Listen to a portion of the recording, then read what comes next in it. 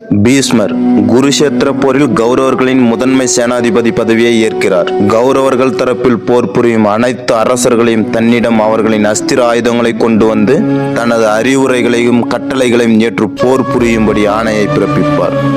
ஆனால் கர்ணன் அங்கு வரமாட்டார். அக்காரணத்தால் பீஷ்மர் துரியனை அழைத்து, எனது ஆணைக்கு அடிப்படையாத உனது மித்திரன் இதுவரை அவனின் அஸ்திரங்களை கொண்டு வந்து என்னை பார்க்கவில்லை. போர் தொடங்க இன்னும் 2 நாட்கள் மட்டுமே உள்ளது. அதற்கு முன் அவர் என்னை வந்து பார்க்கவில்லை என்றால் கர்ணனை நான் இந்த யுத்தத்தில் பங்கேற்க அனுமதி வழங்க மாட்டேன் என்றார்.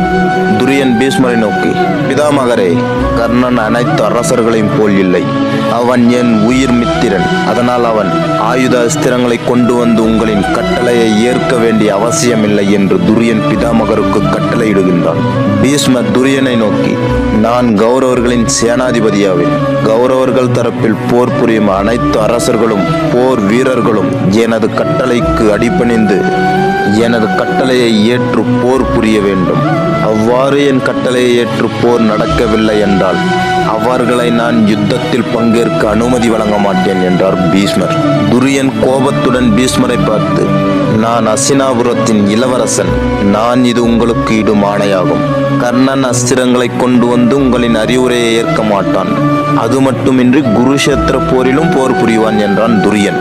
பீஷ்மர் கடும் கோபத்துடன், எனது ஆணையை ஏற்று நடக்காத கர்ணன் குருஷேத்திர போரில் நான் இருக்கும் வரை பங்கேற்க கூடாது என்றார்.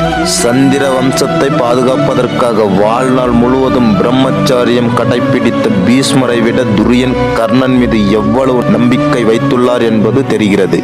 எனது உயிர் மித்திரன் கர்ணன் இப்போரில் பங்கேற்பான். உங்களுக்கு விருப்பம் என்றால் நீங்களும் இப்போரில் பங்கேற்கலாம் என்றான் துரியன். பீஷ்மர், கர்ணன் இப்போரில் பங்கேற்றால் நான் யுத்த களத்தில் பிரவேசிக்க மாட்டேன். இறுதி முடிவாகும் என்றார். துரியன் பீஷ்மரை பார்த்து, நீங்கள் போர் புரிய வேண்டாம். சேனாதிபதி பதவியை கர்ணன் ஏற்று எனது தரப்பில் போர் புரிவன் என்று கூறியபடி இருவரும் கடும் கோபத்துடன் சென்றனர்.